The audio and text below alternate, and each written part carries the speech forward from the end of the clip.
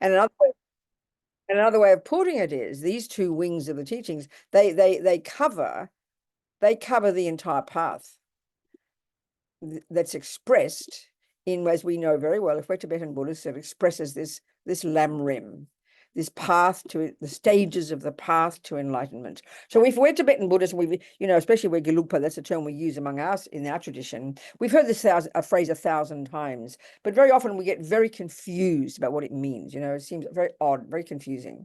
I mean, we can see with Buddhist teachings, there's hundreds of teachings. And you go to, if you listen to the Tibetan teachers, for example, they're going to give you a teaching on the 37 practices to path to enlightenment. They'll give you a teaching on bodhicitta. They'll give you a teaching on karma. They'll give you a teaching on emptiness. They'll give you a teaching on refuge. They'll give you a teaching on the Four Noble Truths. All these titles of different components of the teachings of the Buddha. But the simple point is this lam rim, this stages of the path,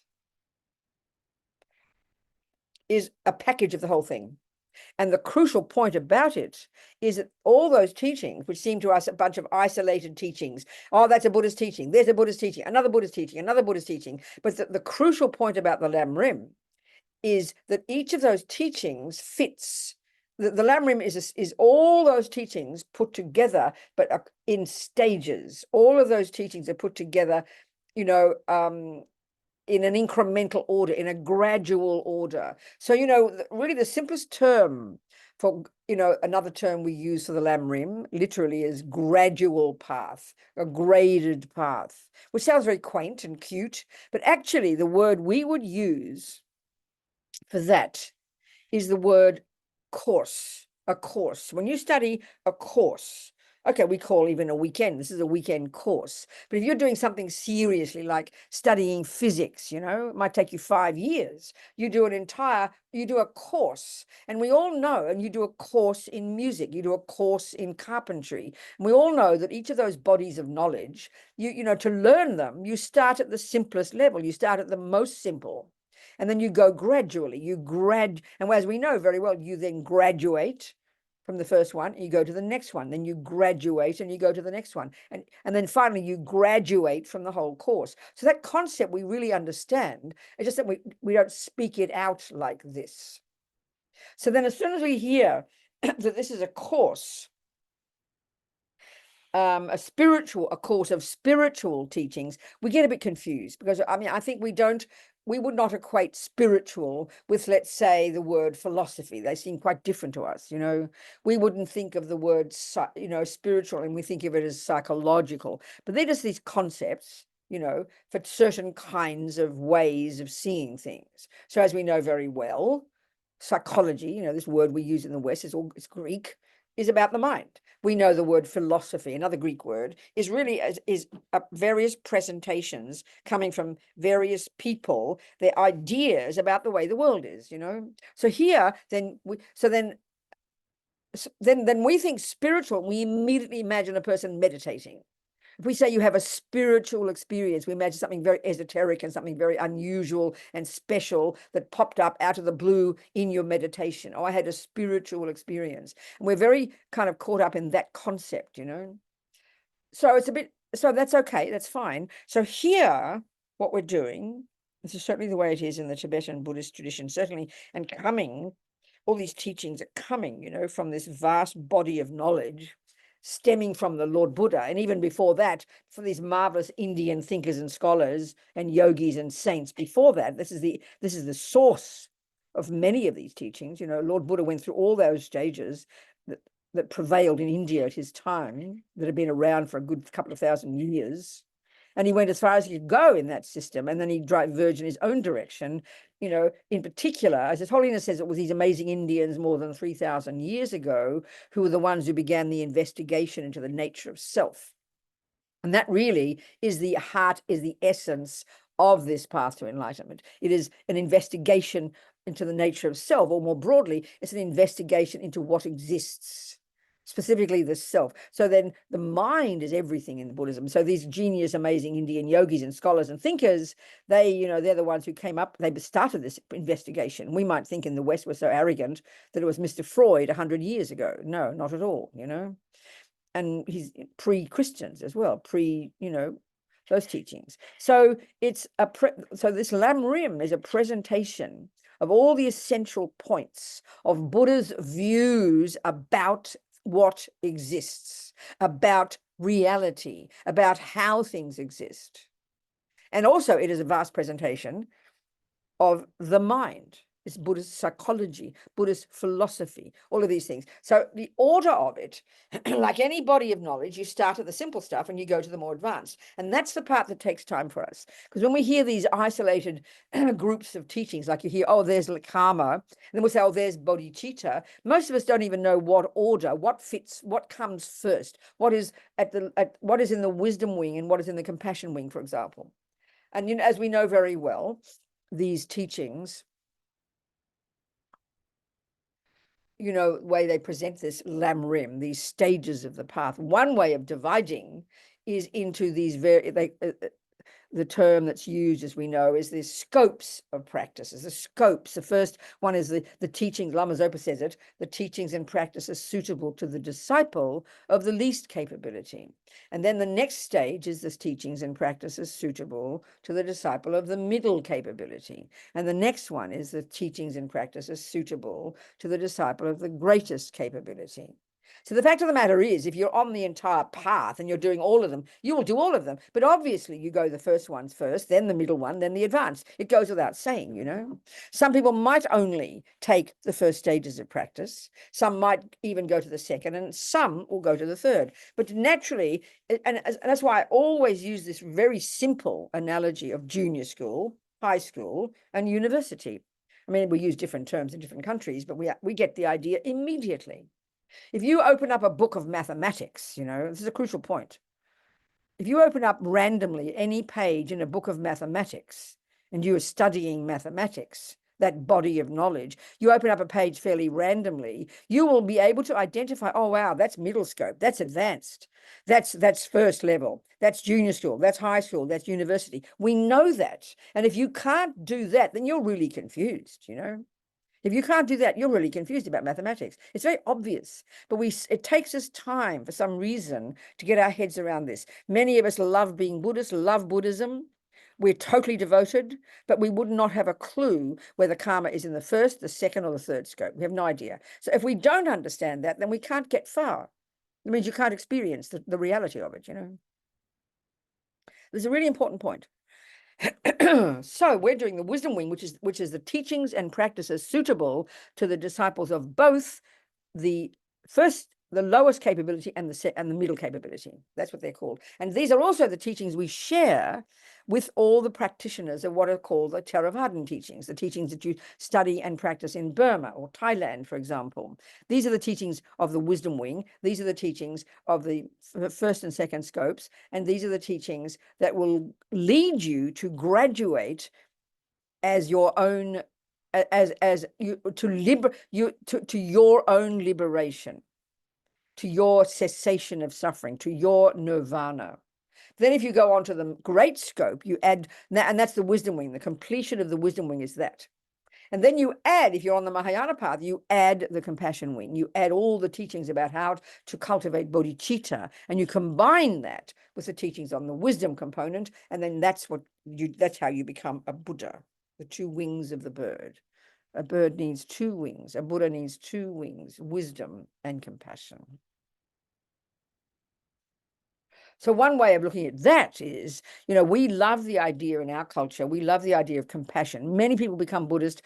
They say, they like the teachings of compassion. And certainly we meet someone like the Dalai Lama, who seems to be the absolute embodiment of compassion. When you look at his life, that's what moves many of us to even become a Buddhist, is this compassion. But as His Holiness himself says, compassion's not enough. You need wisdom. So that sounds a bit abstract to us. So what does that mean? Because this is the whole approach in the first and second scopes, which is the wisdom wing. So what does that mean? Compassion's not enough. You need wisdom. Well, the whole thing is the teachings of these first two scopes, the teachings of the wisdom wing, are really all the nuts and bolts of Lord Buddha's explanation from his own direct observation of what things are. And that means you know, what is the universe? What is a sentient being? What is happiness? What is suffering? And his own presentation of all of this, which is the teachings on the teachings on the law of karma, and how the universe functions, how sentient beings function, and then what is happiness and what is suffering and what are the causes. And then what he has done essentially, and has presented in his Four Noble Truths, which is all part of the wisdom wing, his presentation of what he has found to be true. Essentially, what he has found, the bottom line for the Buddha, is that he has found that we can, sentient beings, mind possessors, sentient beings, have the potential, have the capability of freeing themselves from suffering and achieving the cessation of suffering, which is the word nirvana is referring to that. We have that potential. So the whole path from the wisdom wing perspective is how to achieve that. That's the wisdom wing. That's the entirety of the wisdom wing. And then if you're on the Mahayana path, you then move on to the compassion wing, where you increase your capability. You increase in particular your vast mind and your compassion, and you realize that everybody is in the same boat. And now I have seen how to get rid of suffering. Now I can help others do the same thing. But getting rid of suffering and its causes, that's the job of the wisdom wing. So why the word wisdom? It always sounds curious, you know? Well, basically, that gets us to understand exactly what Buddha is saying about why we suffer. And to know what we mean by why we suffer, then who suffers? So then we know the universe consists of trees and, you know, tables and chairs and houses. And then we have the other component in the universe is beings, sentient beings. So that they're all mind possessors. The term in Tibetan, sem chen, is mind possessor. We say the term sentient being. I think I prefer the term mind possessor. It's so beautiful, so delicious. So then Buddha has discovered in the universe, he's pointing out, there are the things of the world, trees and toilets and tables and chairs, matter made of the four elements. That's still the model they use. And then there are minds, and they are the mind possessors, and they are the ones that suffer.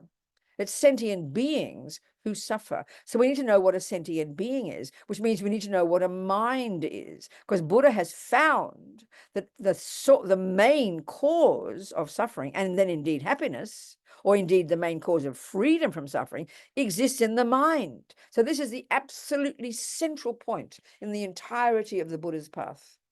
Because it's sentient beings who suffer. It's sentient beings who can be free of suffering. It's sentient beings who can achieve enlightenment. It's all about sentient beings. So Buddha's view is about the world. I mean, there are detailed descriptions in all the literature, again, coming from these genius Hindu, the yogis before the Buddha, about the universe and exactly how it exists and what it is. That is part of the entirety of the Buddha's body of knowledge. Many of us mightn't go into that in more depth, and it's certainly not covered in depth in the Lam Rim. But it's all there. And then the relationship between minds and the physical world. And so we learn to understand a little bit when we understand the concept of karma, you know. So what Buddhism is this person called Buddha, who existed, you know, a couple of thousand years ago, 2,500, whatever, in India, who'd been through this system that prevailed at the time, his genius path of spiritual development. And he went in relation to the nature of self, specifically, he went as far as he could go, but then he felt there was still more things left in the mind that had to be eradicated in order to achieve this liberation from suffering and its causes. From suffering and its causes. So then we need to know if it's sentient beings, if it's mind possessors who suffer, it's mind possessors who want to be happy, and it's mind possessors who achieve enlightenment, then we've got to know what a mind is. It's pretty obvious. And this is fundamental. This is where so-called Buddhist psychology comes in. And the literature is in depth, vast and extensive and deep presentations of what the mind is, exactly how it functions. And unless, of course, and eventually in the Lam Rim, we don't go to it in great detail, but it's all there, because all the points in the Lam Rim, each of the points of the Lam Rim, the first scope, middle scope, great scope, are all plucked out of this vast body of knowledge that's been around and studied and experienced since the time of the Buddha. And then indeed much of that is the same as the people before that. Buddha didn't chuck out what he learned already. He found that to be true, but he went further, you know, he feels he went further. So it's all there in the literature, and indeed in the Tibetan Buddhist monastic university system, you can study this 10, 20, 30 years of this, and even more if you wish. And as we know over the years in the FPMT, for example, our organization, Lama Yeshe first and then Lama Zopa have constructed these courses that are there available for us modern people to study, that are really the essence of those 25 years of study. We've got the 5-year basic program, the 7-year master's program, which is still the essence of it. If we did it in more depth, we'd be doing it in the 10 or 20, 30 years as they do. So it includes, this Lam Rim includes the entire path, and that's the 2 wings of the bird. So let's first, today, we can go over the wisdom wing, which is the absolute basis, and then we can expand on that next week, and we can talk about the compassion wing, but the wisdom wing comes first. Because if the compassion wing is all about compassion for others and realizing they're all in the same boat, they're suffering as well, I must help them, it's pretty obvious. The first one is you've got to know what suffering is for yourself. So if you look outside and see all these people suffering from obesity and sickness, you can have compassion, but it's very obvious compassion is not enough. You can run around giving them a band-aid. What good is that? You've got to go down and sit and do nutrition, study it yourself first. That's the wisdom wing. It's sort of obvious, So the whole first and second scopes is really the wisdom wing. It's all the explanation of what the world is, what exists, and it's all particularly in relation to sentient beings, and what is suffering, and what are the causes of it, and how to get rid of it. Basically, it's that, So the relationship between the wisdom wing and the compassion wing, why His Holiness says compassion is not enough, you need wisdom. The word wisdom is very crucial, because what Buddha is telling us, and this is really expressed in the middle scope, not so much in the first scope, is that what's in the minds of sentient beings are the main players in our suffering and happiness. So this is all covered in the first scope, which we're going to talk about, which is karma. But where you get into the nuts and bolts of how the mind works and just why is it that certain parts of our mind, if we follow them, cause us to suffer. That's the crucial thing. And one of the consequences of these neurotic states of mind that the Buddha would identify as the main causes of our suffering, one of the consequences of those neurotic states of mind is that they blind us, they overwhelm us, they cloud our reality, and they cause us. So in other words, if we're full of attachment or full of anger or full of hurt or full of jealousy or full of arrogance or full of low self-esteem, all these neurotic states of mind, which we're going to go into, if our mind is dominated by those at any given moment, then the world that we are seeing is through the lenses of those unhappy states of mind. And so we're living in la la land, because they cause the whole world, the people out there, to appear in an unrealistic way. And that's really a very difficult thing to see. And that's what Buddha's saying. The extent to which we are caught up in the neuroses, the delusions, is the extent to which we are not in touch with how things exist, because they blind us from seeing how things exist. And this is a pretty abstract concept in our culture. When we are angry or feeling hurt or jealous or whatever it is, or arrogant, let's say, it's hard to see how that prevents us from being realistic, from seeing things realistically. It sounds very strange to us, I mean, we know it sort of. If a person is angry with you, let's say a person is angry with you, your child, your sister, your friend, if they're angry with you, they're shouting at you and they're saying, you did this and you did that and you're the cause of this and you are so evil and you are this and you are that, and you're sitting there shocked because they're completely exaggerating. They're totally exaggerating. We can see it. They're screaming and shouting, like, when your kid's having a tantrum. You are evil. You are the cause of all my suffering. I hate you. You are this, you are that. We know they're exaggerating. We can see it so clearly. From our point of view, we can see that what they're saying is not true. We know that. Well, that's exactly the thing to get. We've got to learn to recognize that in our own mind. Now, this is middle scope. What I'm just talking now is middle scope. This is like, the middle, not even the beginning. So what's the beginning? And that's learning about karma. The essence of the first scope is all about karma. The essence of the second one is all about the mind. And the understanding of all the nuts and bolts of all of this gets us to see what is suffering, what causes it, and then learn to get rid of it, which of course means all the work is on the mind. Liberation is internal. The job is internal. Nothing to do with the outside world, you know.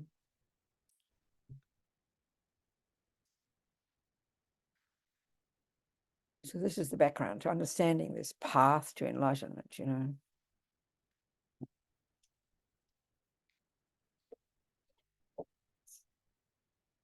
Okay, so taking the view the Buddha's telling us, his observation, we don't just believe it, we're taking it as a hypothesis here that yes, indeed, I am suffering. And then he's going to give us the explanation of why we suffer.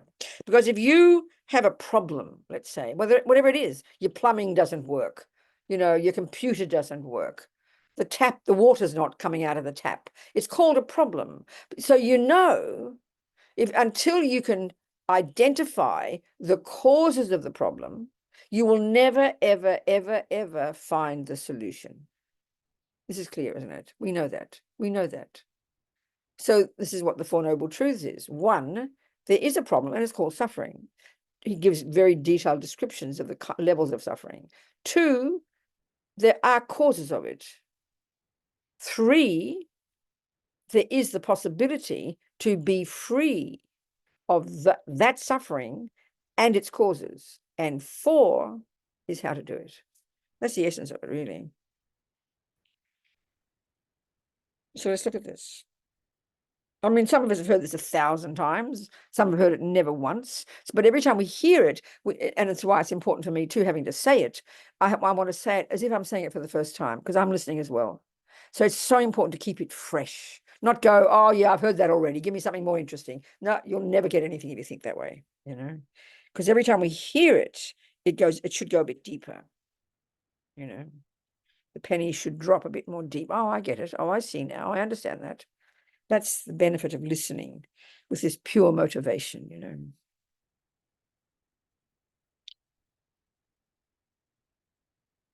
Okay, so the essence of this first scope, the essence of the very first level of teachings that the Buddha would say we need to understand in relation to suffering and its causes is understanding karma. And this is a huge one in the Buddhist teachings, and therefore obviously the teachings before that, all this is coming from the observation of the great yogis, you know. And this is again a crucial point, especially for us in our culture, where the only religious philosophy we've ever heard is the philosophy of a creator. And this is a massively important point, because the concept of a creator and therefore our relationship to that creator is a very specific thing. Now, when then we hear Buddhism, we just think, oh, well, it's another view of, but it sounds pretty similar, you know. There are many similarities, absolutely. But the crucial difference is that Buddha does not assert a creator. It's not just being clever, or he's not just being argumentative, you know. But the implications of that are really huge in our ability to understand karma, you know. Because we hear it in a very heavy way. We hear it in a very punitive way. We hear it as punishment and reward, which is utterly inappropriate, because very simply, if there is no such thing as a creator, which means there's no such thing as a person running the show, the boss, therefore there can't be the concept of punishment, because a punishment means someone to punish you, someone who judges and decides you are naughty and then you will get punished. There's no concept like that in Buddhism. We've got to hear this carefully, because that's what we assume to be the way it is. We're all kind of, even if we don't believe in a creator, we always still think someone's running the show, the government, the police, mother, father, somebody, you know. And so when someone says, don't do that, when we do it, we assume, oh, I'm naughty, I'll get punished, which is why we try to hide it. It's very instinctive. It's very instinctive. We all do this. So even if you don't think there's a creator, still we have that view of punishment and reward. And that's very powerful. And so what we're trying to do here with karma is hear it in a much more wholesome way, you know. Because what Buddha's saying is karma, every millisecond of whatever any sentient being experiences, moment by moment, every moment that would be called happiness, every moment that's called suffering, every moment of every sentient being's experience, the dogs, the ants, the monkeys, the humans, so think of yourself, every second of your experiences, what goes on in your mind, how you're seen by others, whether you're healthy, whether you're sick, whether people love you, whether people hate you, whether you're happy, whether you're sad, whether you do negative things, whether you do positive things, all of this from our own personal perspective, every millisecond of what we are and what happens to us, all the happiness, all the suffering, all the good, all the bad, the way we tend to understand it is from the perspective of an innocent victim. Well, I didn't ask to get born. It's not my fault. I can't help it. And so we're very dualistic in how we talk and how we feel. There's someone out there running the show, someone's punishing, someone's rewarding. We have this view. It's very deep in our bones, Buddha's saying it's all a mistake. It's not like that. We think it's like that.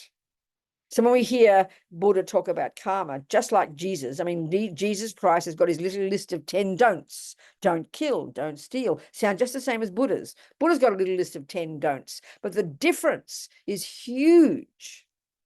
And this is the very first step in understanding the Buddha's teachings. This first, advice that Buddha would give sentient beings is, well, if you want to be happy, honey child, if you don't want to suffer, then if you don't want to suffer in the future, you need to stop causing it, because the Buddha's essential point is that each individual being, every ant, every monkey, every dog, every human, is at the center, is the central player, is the central actor, is the central person, is the center of the causes of our suffering and the causes of our happiness. This is a tremendously powerful view and very, very, very hard for us to feel, because we believe it's totally the opposite. And the Buddha would say, because of countless lifetimes of practicing these mistaken views,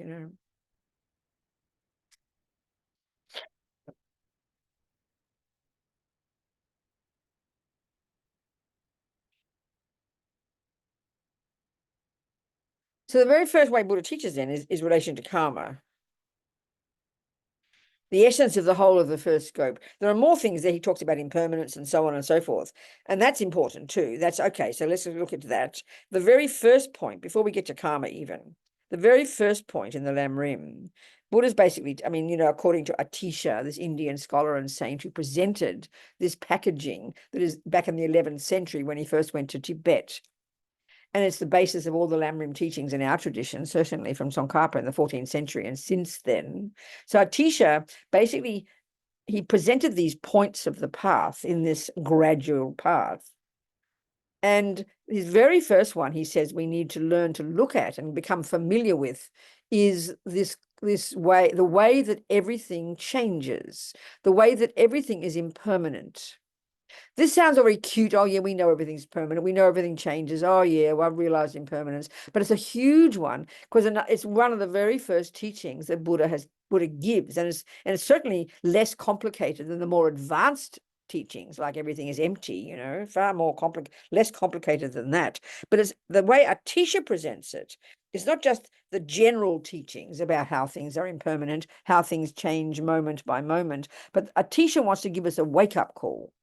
And so he teaches impermanence specifically in relation to death. And whose death? Well, one's own death. So why does he talk about death? Because the broad teaching is actually about impermanence. One of Buddha's first clear presentations of reality is impermanence. And this is a crucial point, because the Buddha when he presents his view of impermanence, he's arguing with some of the views that prevailed before that stated that there is a certain energy that is permanent and unchanging and so on. And Buddha would definitely disagree with that. So this very first teaching, but Atisha takes it from the perspective of the particular impermanence of death. Why? Because he wants us to get a wake-up call to realize that not only is death definite, not only is the time of my death not definite, but that what is the most important thing at the time of my death. He wants us to be energized, to not want to waste this precious life. That's the agenda he's got. That's why he talks about death as opposed to impermanence in general, right at the beginning of the path. So we even forget about death, but even just the understanding first intellectually and then experientially of how things change moment by moment. It sounds kind of cute, but it's very complex, and there are very deep teachings in the Buddhist philosophical presentation about this impermanence. So there's two ways that things are impermanent.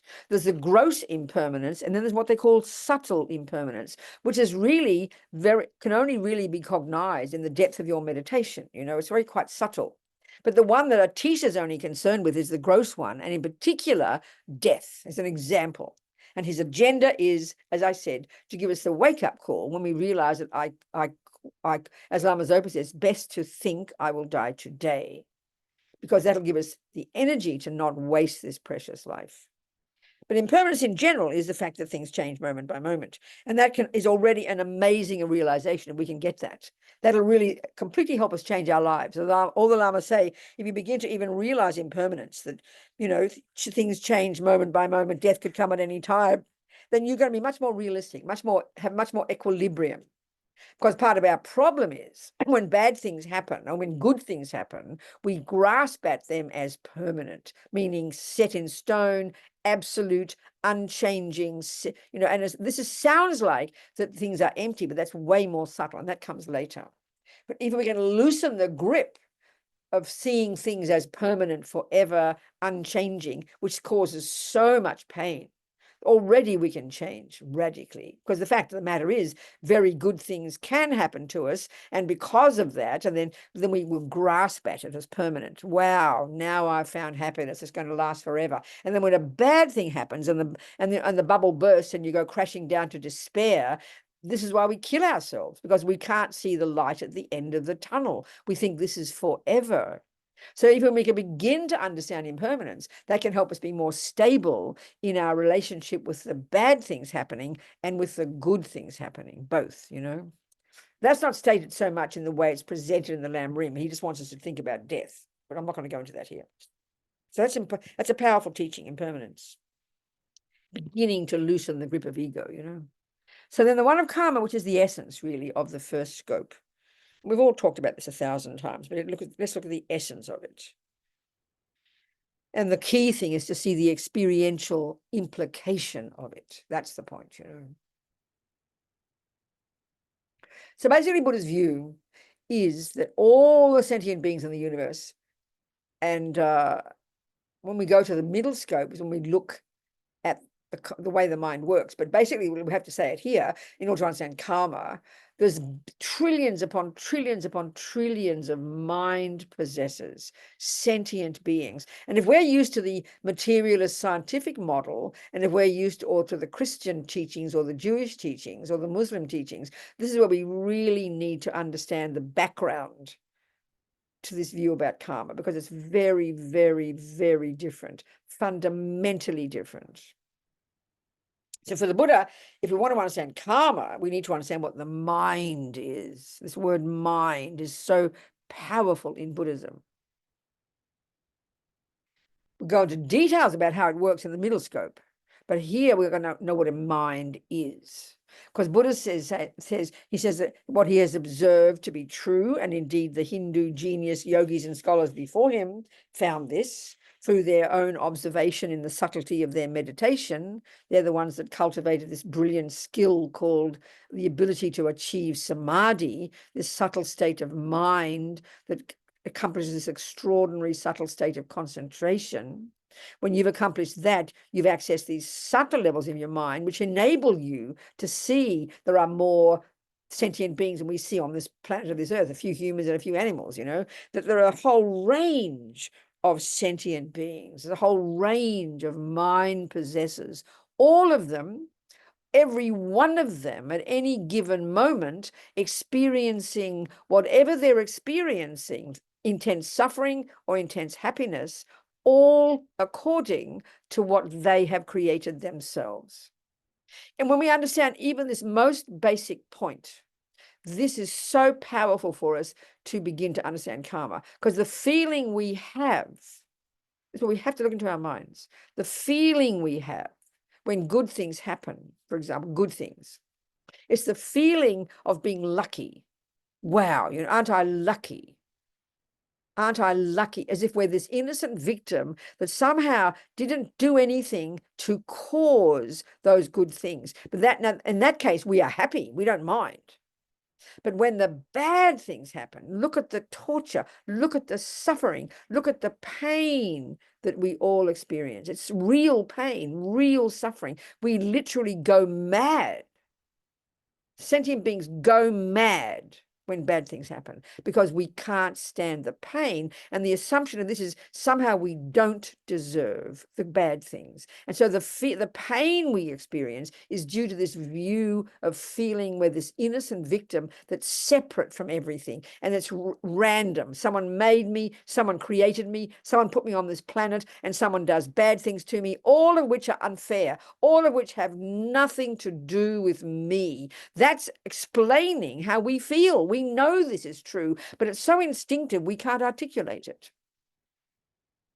So because we don't have the view of karma is why we suffer so terribly. So let's look at the nuts and bolts. So first of all, there are trillions of sentient beings, trillions, countless trillions of mind possessors. Buddha has observed this, and it's all there to be observed as well by us by following the techniques that he gives. That's the point. So the trillions of sentient beings, and they're all experiencing, and he's divided all their levels of experiences all the way from suffering to happiness into 6 different kind of realms of existence. There's kind of these levels of existence. And this is what he means by being in samsara. So samsara, he would just, in the most broad division, he divides into 3 levels of types of minds. This is the Hindu, coming from the Hindus before, and Buddha agrees with this. There are levels of beings who are the most intense happy beings within samsara, okay? And and using the terminology here, they're called the formless realms. These beings have got such subtle samadhi from their own meditation, have developed such subtle concentration that their mind is it's like subtlest of subtlest of subtlest. And that view, broadly speaking, is what is called liberation from the perspective of the views before him. And Buddha said, no, there's more to go. They're still in samsara. They haven't liberated themselves yet. So this first lot of the formless realm, subtle states of their minds. Then there's the form realm, slightly subtler, slightly grosser. And then you've got what they call the desire realm. And there's 6, like I call 6 suburbs there, 6 levels of types of sentient beings, all in terms of levels of suffering and levels of happiness.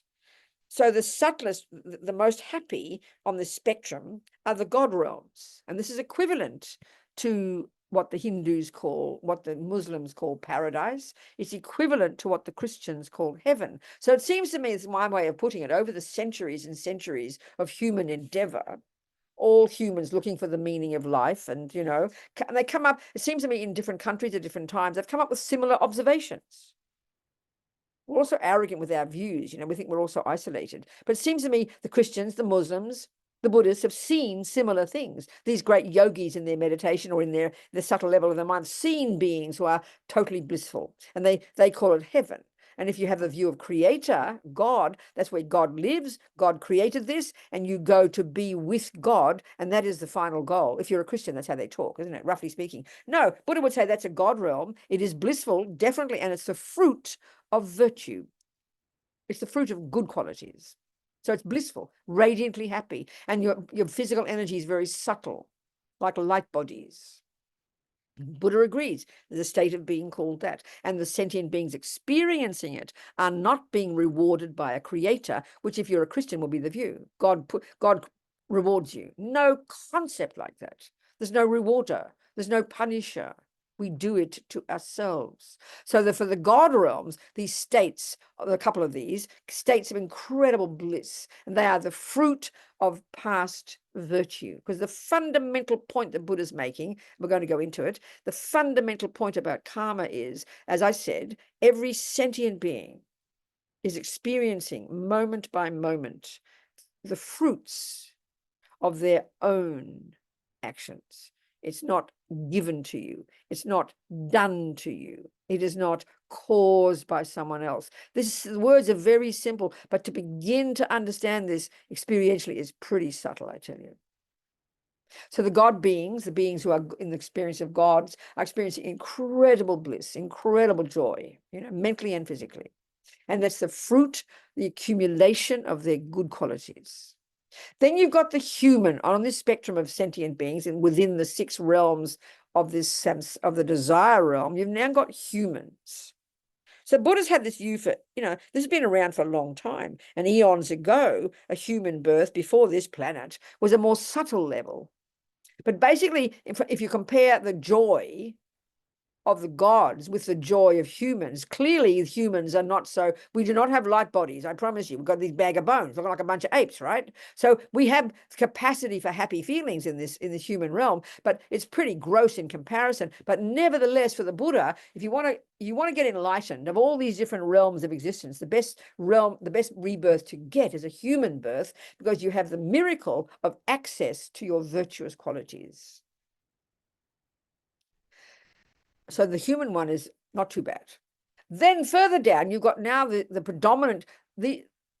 predominance of suffering now. And the Buddha, when we go into the mind in more detail, we'll talk about the 3 poisons, the 3 essential negative qualities that are the source of all the other neurotic states of mind. And they are called ignorance, attachment, and aversion. Ignorance, and there's different levels of that, attachment and aversion, or anger. So these other 3 realms, all levels of incredible suffering, are all predominated. The first one, the animal realm, is a predominance of ignorance energy. The spirits realm are more subtle. They're kind of like got subtle air bodies made of like air, really, and they're intense suffering, the predominance of attachment. And then the lowest realm, the most intense suffering, are the so-called hell realms, these unbelievable suffering sentient beings, the predominance of which is anger. So all these realms of existence aren't made by anybody, which is the view if you have a creator concept. No one made them, and no one sends you there. This is completely crazy for the Buddha. There's no such concept. They're states of mind that come along with a certain level of physicality. And all that's described in great detail in the Buddhist literature about how we're all constructed. This is particularly to do with the 4 elements. Because basically the universe consists of minds and then matter. And matter is made of the 4 elements. So all minds, and this is certainly described in the Vajrayana teachings, the most esoteric teachings, are inextricably linked to their own set of the 4 elements. So all of these trillions of sentient beings, every second of their suffering is necessarily the fruit of their past, and every second of their happiness is necessarily the fruit of their past. That we are the fruit of our own actions. We create ourselves. And where there's ongoing process, second by second, everything we think and do and say is the process that creates the person we become. It's not punishment. It's not reward. It's got nothing to do with deserve or not deserve. It's nothing to do with fair or unfair. They're all the terms we use because instinctively we have the view that I'm an innocent victim and I didn't ask to get born and I deserve good things and I don't deserve bad things. That's in the bones of our being. It's in us, deep and instinctive. That's why we suffer so terribly. When bad things happen, this is why we literally lose our minds. It is so unbearable for us. So unbearable when bad things happen. We just can't bear the pain. And the main pain is mental. The main pain is mental. It's this terrible feeling of, I don't deserve it. How dare they do that to me? How dare they do that to me? That's how we feel. When the good things happen, which is also they doing that to me, but we like that one. And we think we deserve that one. So give me more, please. But we do not think we deserve the bad. We think we don't deserve the bad. And this is the source of so much of our pain. And we don't get to understand this until we get to the middle scope, when we start to study the mind. Okay. So karma is basically the natural law that runs the universe. This is essentially it. And Buddha has observed it. This is the point that I have to stress 1,000,000,000,000 times, because we're so addicted to the belief that religious philosophy is made up by somebody. Sort of somebody invented it and then copyrighted it and then tells you to believe it. That's how we think. That's complete craziness. That's unintelligence, Buddha says. And that's why I always quote this example of this. I happened to be a fellow at a teaching in New Zealand when I was there years ago. I always remember it. It was in Nelson, New Zealand. And he was a scientist, in fact, and he happened to ask the question. He said, who revealed all these teachings to the Buddha? Who revealed them? Because that's what we have as an assumption, isn't it? We assume, we assume that religious teachings are coming from on high, God, the creator, who made them, who created them, and then we have to believe them. That's how we think. That's how we feel. Buddha says total misconception. He doesn't agree with that at all.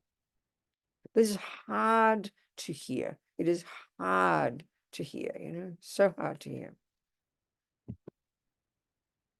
So I said to him then, in answer to his question, I said, well, would you ask Einstein who revealed the teachings of relativity to you? Now, of course, he laughed. We all laughed because we know we would not say that, because we just know. When we say the word science, we know it's not revelation. We know it didn't come from on high, that Einstein didn't have a vision of it. He didn't have a kind of a dream. It wasn't revealed to him in some kind of special revision, which is how we think of religious philosophy, because we're so used to the belief that there's a boss, God. Not like that. We know Einstein used his intelligence and he observed the universe and came up with certain findings from his own observation, which he then tested and then codified as a series of laws, and then he presented them to us. This is exactly the same as Buddha, exactly the same. Which shocks us, because we think, the first thing we think of is, how can you prove reincarnation? Not possible. That's nonsense. Because we assume the mind is the brain, and it's only got a very limited level for cognition. Not at all. Buddha's got this much subtler view of mind, So then these teachings then come from the observation of a human being called Buddha. Just like if you read a cookbook, this cook who wrote the book didn't have a dream of it. They got the teachings from their mummy, who got the teachings from their mummy, who got the teachings from their mummy, and then they made the cakes and they proved it. That's exactly the same here. It's exactly the same.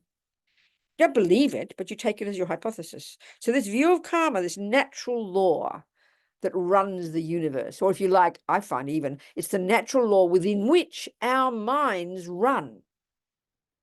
This is a way of describing what sentient beings do and say and think, which is the process that produces that person and the experiences of that person. That's what karma is. It's a natural law. This is a pretty intense concept. It's a natural law. It just happens. And Buddha is clever and has observed it. Botany has always existed as long as there's been a planet, as long as there's been this earth, even before humans. Botany existed, people. Do you understand that? Things grew. It's just the way things are. You don't need a human being to come along and create botany and then copyright it and own it and then shove it down your throat and say you have to believe it. No, that's what natural law means. It's a massive difference. Natural law, because we refer that in reference, it's compared to God's law. And that's the point about all the Christian teachings and the Muslim teachings. It's all God's law. God created the universe. There's a being who creates all this stuff. And then we have to believe it, because you can't prove it. If you prove it, then you're God as well. And you can't do that. So the difference is not just minor. The difference is huge, you know. So karma is a natural law, Buddha says. He's observed it. But why it is so hard for us to hear it is what I said before, because we have implanted in our mind, ingrained from countless lives of practice, the view of no karma, the view of no cause and effect, the view of set in stone, innocent victim, me, not fair, someone does it to me, someone made me, someone plonked me on this planet, and someone gives me happiness and someone gives me suffering. So we deserve happiness and we don't deserve suffering. This is all unspoken. But it's what we have to observe. But it's very hard to see all this when we're in the midst of the pain. You know, if you got your little kids screaming and yelling, you try and give them a lecture about karma, it's a joke. They just wish that you'd shut up, you know. It's too hard to see it. So it takes a lot of time to start to get a sense of this concept of karma, what it's implying, you know. Okay. So if everything we think and do and say produces the person we become and produces the experiences we have, and then the next point is if we really very simply can divide all those experiences into happiness and suffering. This seems almost too simple for us, but it's pretty profound. If you look at your life, you can argue very simply, you actually got three kinds of experiences: those that are happy, those that are suffering, and those that are kind of neutral. Who cares, you know? Let's forget the neutral, okay? We know we don't want the suffering ones, and we know we want the happy ones. Keep it very simple. Keep it very simple. Then obviously, if I am the main player in my life, if I and what I think and do and say are the main causes of what I become, not the outside world, not the outside people, not the boyfriend, not the enemy, not the weather, not the food, not the world. If I am the main cause of what I become, and I am the main cause, therefore, of happiness and suffering, then I'd better learn the laws, hadn't I? I better learn. If I want flowers in my garden in the future and don't want weeds, I had better learn botany and learn to use it to my advantage, this natural law called botany. It's exactly the same here. I need to learn to understand this natural law called karma in order for me to utilize it, in order for me to stop suffering and to get happiness. Speak simply, forget nirvana, forget Buddhahood, just speak simply, keep it on the earth, people. But this is the hardest thing on the planet, because when we are in the middle of suffering, the last thing that would ever occur to us is that we are the cause of it. It's too painful even to hear the words. It's impossible for us because why is it impossible? Because the experience of suffering that we're having is so utterly, vividly, 1,000,000,000% as if it's coming from the outside. This is so clear for everybody, every monkey, human, dog, ant. It's the same. So this karmic teaching, even though it's at junior school level, it's actually incredibly advanced, you know, to get to the experience of it. But from the point of view of advice, at least we can take it as advice, you know, practical advice. If you don't want future suffering, then now, this second, you must stop causing it. That's why don't kill, don't steal, don't lie, don't badmouth, don't this, don't that. It's practical advice.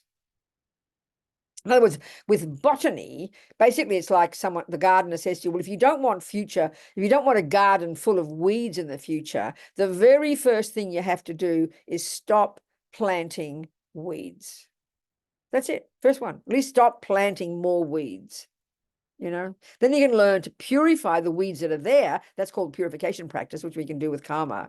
And then you can start to move forward growing the flowers, you know. It's a very natural process, and the same here, but it's hard for us to hear this, you know. What time is it? Okay, half an hour left. So before we go further into details about karma, does anyone have any questions?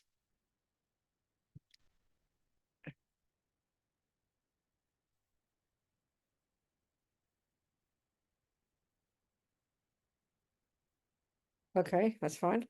No questions. Okay, so let's look into the details. All this is kind of background to why karma is, you know, why we should think about karma.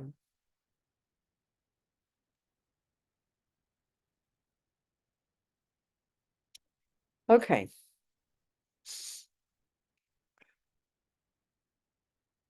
So there are 4 ways in which the actions we do with our mind, our speech, and our body, there are 4 ways in which everything we think and do and say will ripen. Buddha uses the analogy of seeds and fruits all the time. There are 4 ways in which everything we think and do and say will ripen. So the first one, this is the long-term big picture, okay? It's the long-term big picture.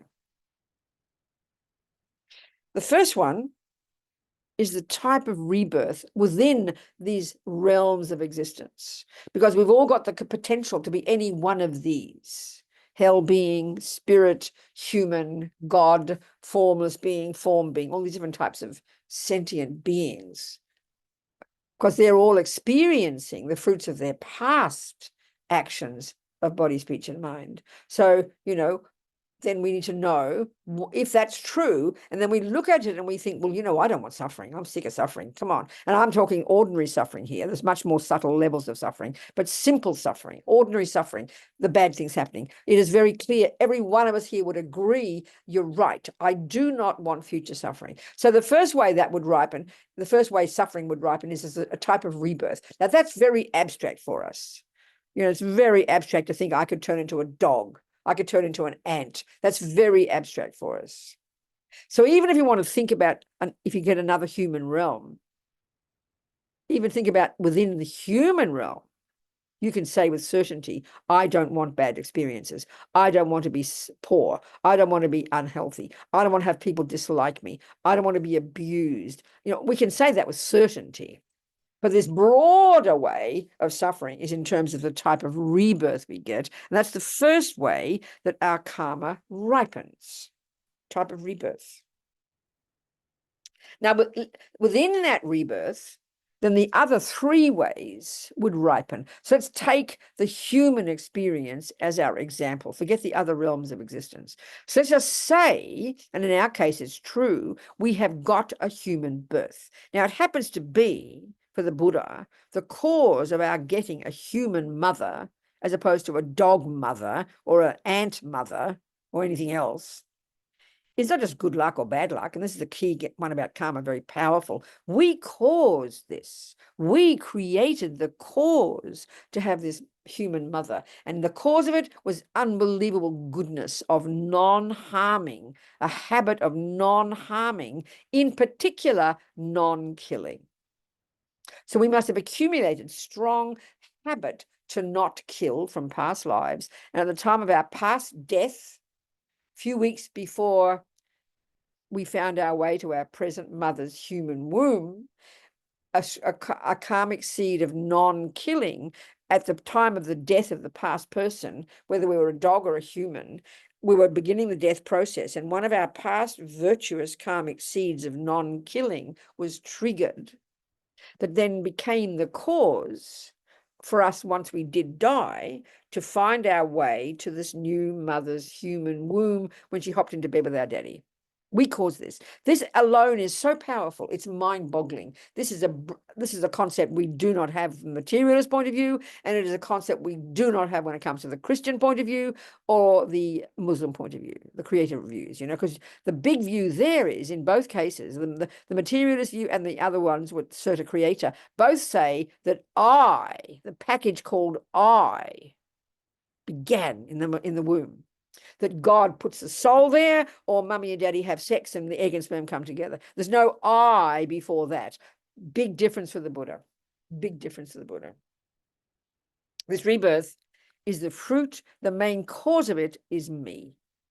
The me that was, the label me on the mind that is in this body now that was in a previous body before. That's pretty powerful already, that we created the cause. I mean, you'd immediately stop blaming your mother if that happened. Because, you found your way to her womb. There she was, minding her own business, having sex with your father, and you come barging in. So don't blame your mum, please. It's a very simple way to put it. Of course, in the Western view, we have to blame our mum. Who else is there? Don't blame. Dads never get the blame. It's always the mums, Women love to we love to blame the mum. But in Buddha's case, you found the way there. You're three of you are equal participants. You, your father, and your mother all played a role. But the main role is you, honey child. This is so tasty, it's incredible. So the first way our past karma ripen is a type that we've got this rebirth. Now, within this rebirth, the other three ways that karma ripens are playing out right this second. So those three ways are what goes on in our mind. So we woke up in this life. We found our way due to our past karma, our mind did, to this mother. That then already, as we found our way, we found our way to and within that body, this body here, there are states of mind, and they've been evident since we were born. They didn't come from our mother. They didn't come from our father. They're not a function of the genes. They're not a function of the brain. They're not a function of the DNA. They're our habits. Basically, they're habits. We come programmed from the first second of conception with our own mental tendencies. This point, too, is absolutely enormous, so radically different, from the materialist teachings. It's like a joke. So different. It's hard to even comprehend it. That the commonest view we all have, even if we're Christian or Muslim, is that I'm angry because my mother's angry. I'm good at music because my mother's good at music. I'm good at lying because my daddy lies. No, they are not the main cause at all. They might be liar. Your father might be a liar, but that's not the main cause why you're a liar. You're a liar because you have the tendency to lie, and due to karma, you found your way to the father who also lies. So you both share the lying tendency, but you did not get it from him. No way on the planet. This is very shocking because it runs in the face of all the neuroscientific view and all the psychological views that we have in the modern world. You bring your own stuff with you, basically. You bring your own stuff with you. So the first way the karma ripens is a type of rebirth. Within this rebirth, now the first of the three ways that ripen are the type of mind you have. Angry, loving, kind, jealous, good at football, good at music, good at mathematics, whatever your tendencies, your mental tendencies, basically. From the first second of conception, you came programmed with them from having them in your mind in the past. That's the second way your karma ripens, your past habits.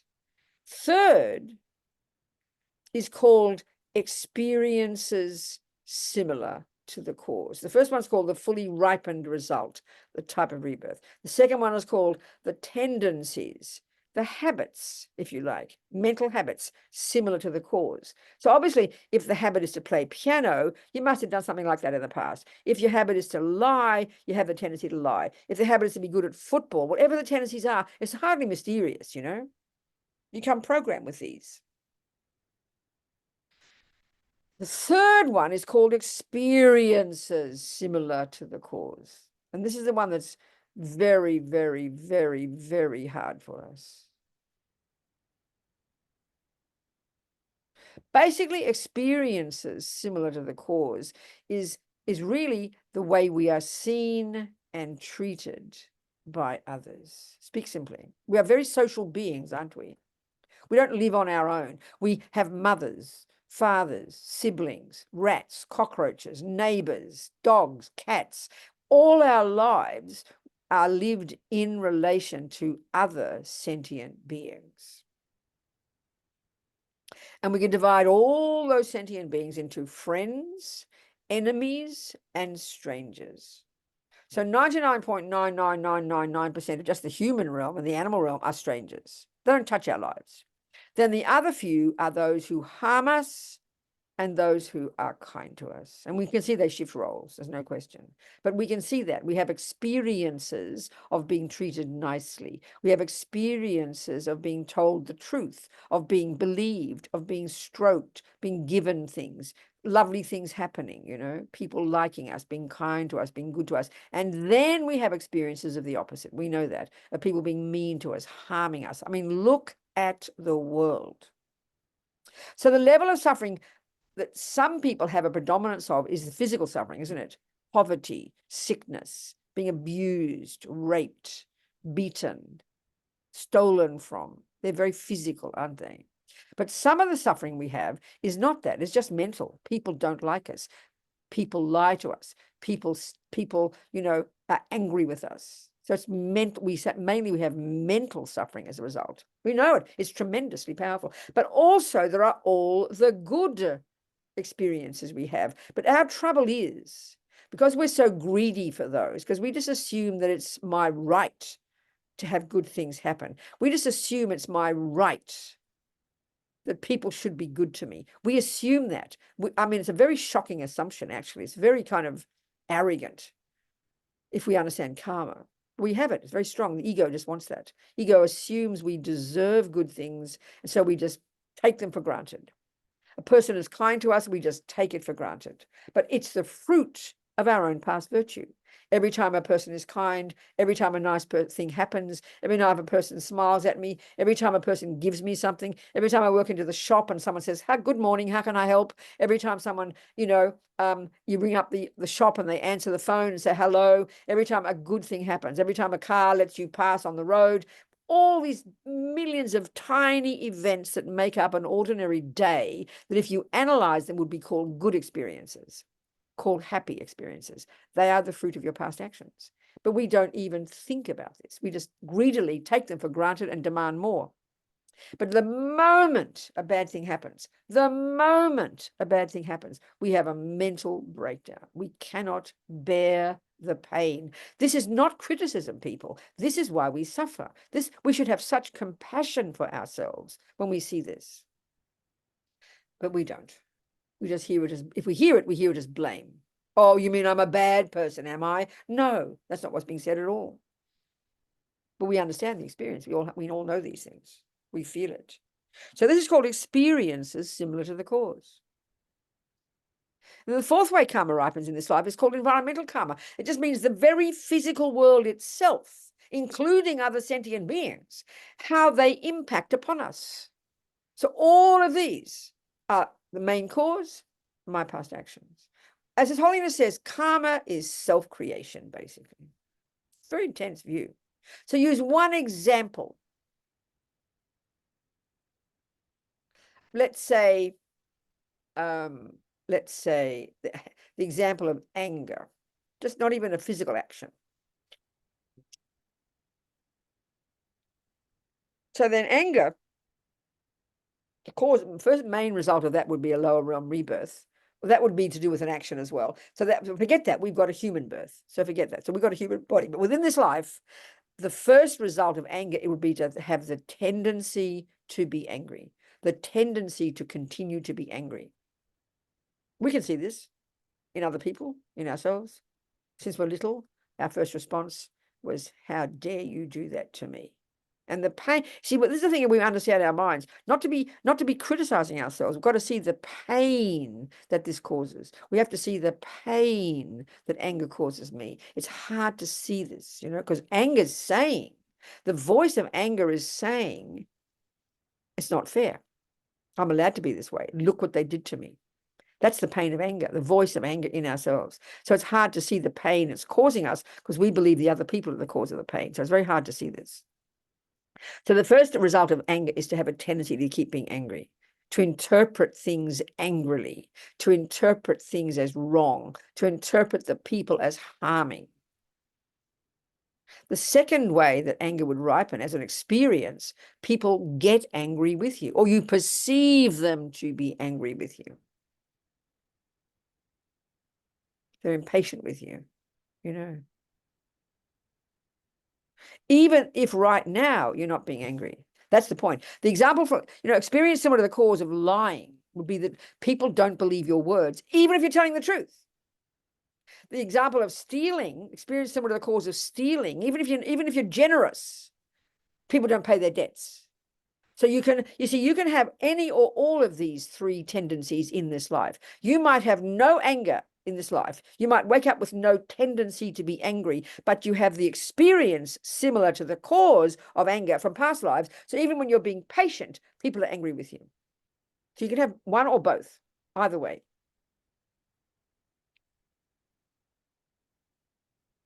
The environmental result of anger would be Everything's very harmful. You never find pleasant places. Wherever you live is kind of ugly.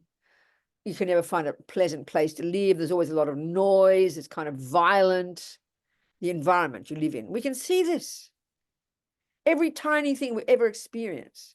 There's nothing we experience millisecond by millisecond that isn't the fruit of our past karma. We created this reality. We created this life. We created the cause to meet those people. We created the cause to have $100 million.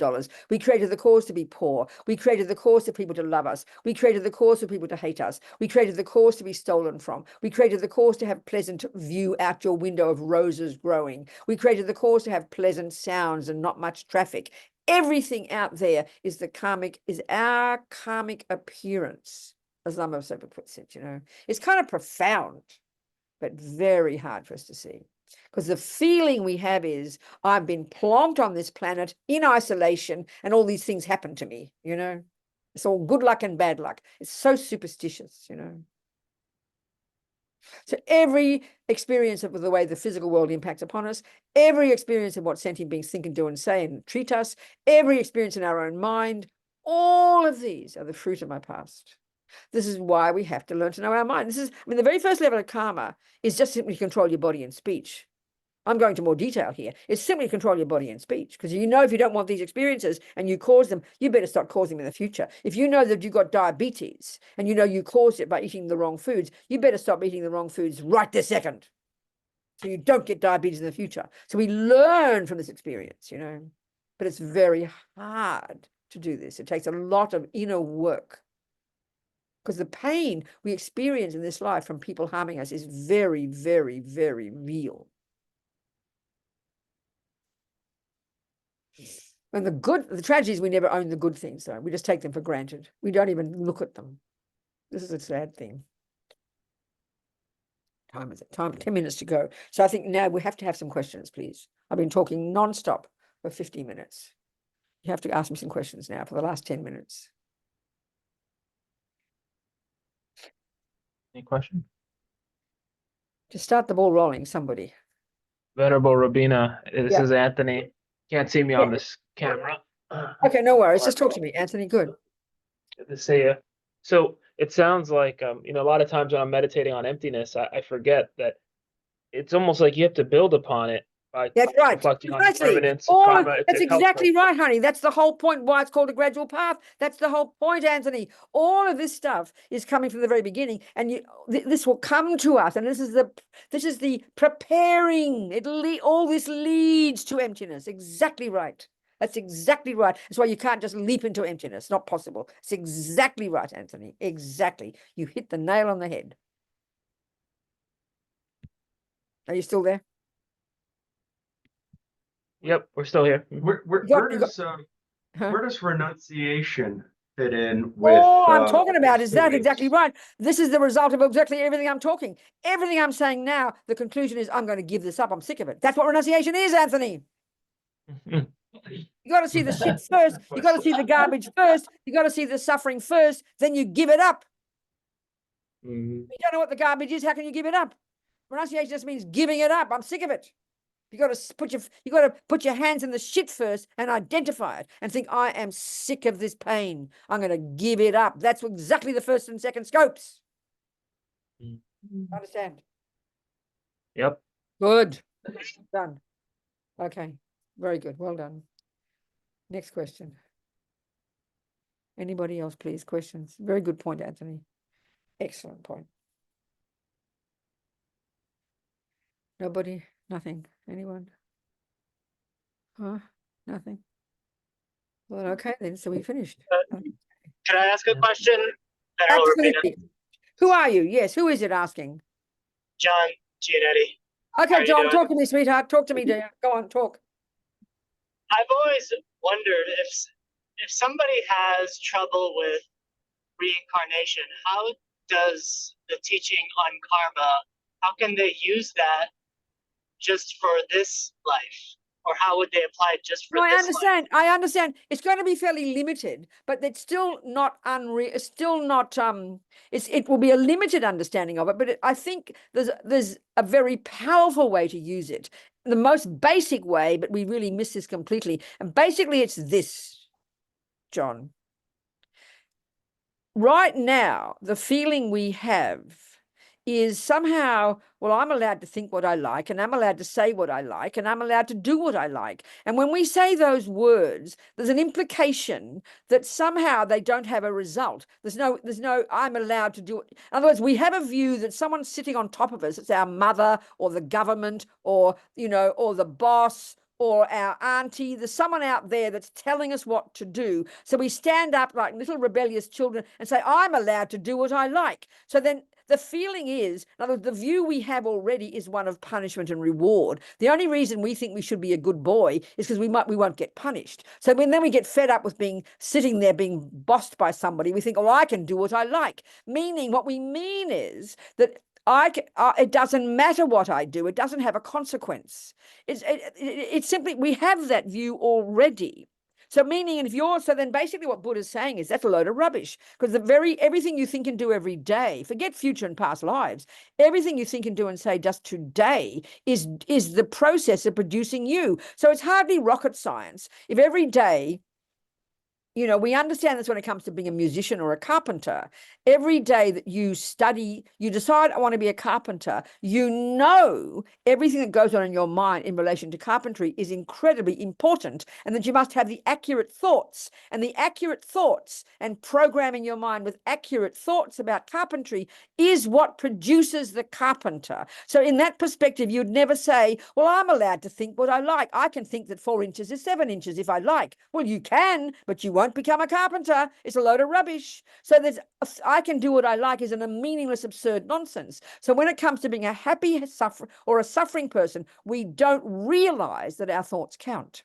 So we can be sitting at our home and nobody else is in the house, and the television is on, and we're hearing the news about all the latest politicians, and we're screaming and yelling and getting angry.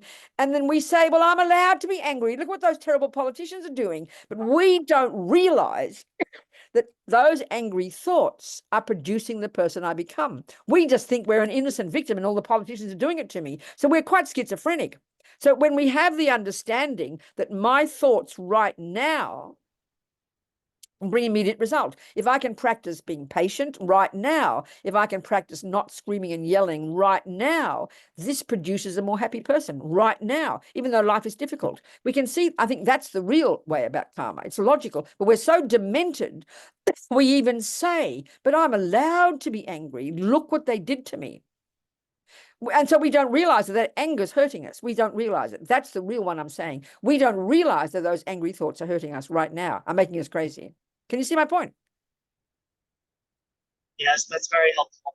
That's the most fundamental way to see it. It's evident. Anybody with half a brain will see if we spend every day, if you spend every day thoughts, we are not surprised you become a good carpenter, but we are surprised when you think angry thoughts, depressed thoughts, jealous thoughts, and anxious thoughts every day while you turn into an unhappy person. We're surprised by that. And that's how demented we are. Get my point? Yes, I do. Thank you very much. Good. Okay. All right, John. Thank you. It's a good point. Well, time to go, people. We have another question. Good. I'm happy. Go on. Talk to me. Yeah. Any questions? I have a question. Yes. Hi, Francesca. Hello, darling. Talk to me. So with regards to the different types of rebirths, right? In the animal realm, how does it, so I'm imagining, even though they're mind possessors, because animals don't have like free will in the way that we do, that they might not be able to, I mean, how is a positive or negative karmic accumulation understood in the realm? I understand that. I understand, darling. I understand. So, okay, I understand. Yeah. So here we are. We got a human birth because at the time of our past death, so it's the same for the dog at this moment, our mind goes back and back and back and back in countless past lives. And the fact of the matter is, the Buddha would say, every millisecond of whatever we think and do and say leave seeds in the mind. So we have billions of seeds in our minds, billions. And at the time of our death, just one would trigger that, in our case, gave us the human body. And then straight away, we got the human life. And then a whole bunch of other seeds ripened that then caused us the personality, caused us to have those experiences, and caused our environmental results. Just a tiny number of our karmic seeds are ripening in this life. There are still billions there. It's the same for the dog. The dog has got countless human tendencies in their mind, countless seeds to be good, countless seeds to be seen as all the good things. They're all there, but they're latent. So the dog, as a dog, can't do much, can't create virtue, can't understand impermanence, can't understand karma, can't understand emptiness, can't do much to change, but all those karmic seeds are there. So it's our job as the one who's kind to the dog to give it a good life, to ensure it doesn't create negative karma, and to even say prayers in its ear and leave imprints of the Buddha. They say this is very powerful, and especially to help the dog die well, so that that will help trigger one of their past virtuous karmic seeds, so they can get a human birth and keep on practicing their spiritual path. Do you understand? I do. I think in that case, trying to understand if we then can help trigger. Yes, that's right. In a dog. Well, then it's not. Oh, okay. I think I got it. I'm just thinking that it's not entirely the dog's, how the dog gets rebirthed is of not. course it is. No, it totally is, darling. It's the same as a human being. If you've got a kid who has a tendency to lie, but you love this person, you train them, you help them, you support them, you give them good conditions, you can help them change. We're all very interdependent. We don't exist in isolation. So if you can help your old mother die well and help her remember God if she loves God, then that'll help her be peaceful. You're helping her. That's how you help people. Helping people isn't doing it for them, it's giving them the conditions that enable their own karmic seeds to ripen. We should do that for everybody. You get my point? Thank you. Good. Okay. Okay, people, see you next week. I'll be in Florida, so I'll see some of you on Zoom as usual. Venerable Robina, can we do your long life prayer? No need for that. I don't want you to do that. No, maybe next week we can do it. It's okay. So we just be happy we've been an hour and a half together. Okay. A few seeds have been planted. We delight in this. The other thing is that there's two main ways our mind works. It's just my way of putting it. One is this qualitative one of karma. We leave seeds in the mind that will ripen in a certain way. But the other one is everything we think and do and say and touch and smell and taste stays in our memory. So we might remember 99% of today, but it's gone in. So be delighted. So we think all these seeds we planted, how marvelous. May we nourish these seeds from our practice from this moment forward so that we can get rid of suffering, so we can renounce suffering and its causes, and so we can develop our marvelous potential, and so then we can help others and do the compassion wing. So we have to do more of the wisdom wing next week, and the compassion wing as well, okay? Thank you, people. And we'll just do the Lama Zopa prayer. Hang on a second. Can we put up the prayer for the swift return of Lama Zopa Rinpoche, please? Yeah, we can do that. We have that one. Definitely. Put it up then, please.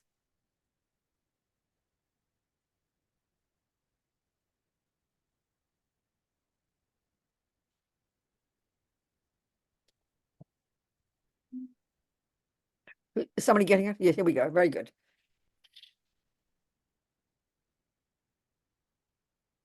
Okay. Coming. You got it there? Not yet. Not yet. Let me. Okay. Here we go. So the Lama Zopa Rinpoche, it won't be all here. It won't be in this text. It's one that's got its own. Oh yeah, that's chanting the name, so it must be there somewhere. I can just put it up myself, or just say the prayer otherwise, and don't you worry. Just think with me. Okay, I'll just say the prayer, and we can think out loud. It's just unless you can find it, sweetheart. Have you got it or not? No. Yeah, there's this. Okay, coming. All right, coming. There we go. Okay. Okay, so good. This is written by His Holiness the Dalai Lama for us to create the cause for Lama Zopa Rinpoche to come back quickly and continue to teach us. Peerless teacher and assembly of the children of the victorious ones, Shravakas and Pratyeka Buddhas, victorious Losang, father and sons, along with the lineage masters, all the objects of refuge of infinite lands. Please bestow the virtue and goodness of accomplishing this prayer here and now. Holding and spreading the Muni's precious and complete teachings through explanation and practice, you wore the armor of patience that is never discouraged. Incomparable Venerable Guru, to you I make request. To you I make request. while striving simultaneously for the sake of victorious one's teachings, the sole gateway through which all benefit and happiness emerge. And from other living beings, you suddenly departed to peace. Such a great.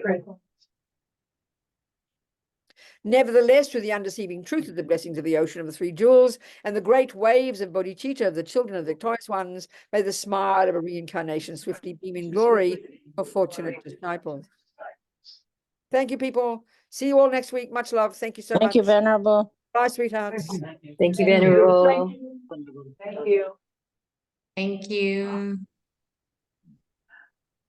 Thanks, everyone. Thank you. Thank you. Thank you, Nana. Please check the Thanks, calendar. everyone. Sorry for not putting the link in the chat for the next week teaching and retreat. Yes. Yeah, you can find it on the calendar though. Yes. Thanks, Nana. Thank you. Bye, everyone. See you next Thank week. you, everyone. Bye, Graciela, Bye. Thubten, Kunga, Ling, See you later, Brian, Nana. Dina, everybody.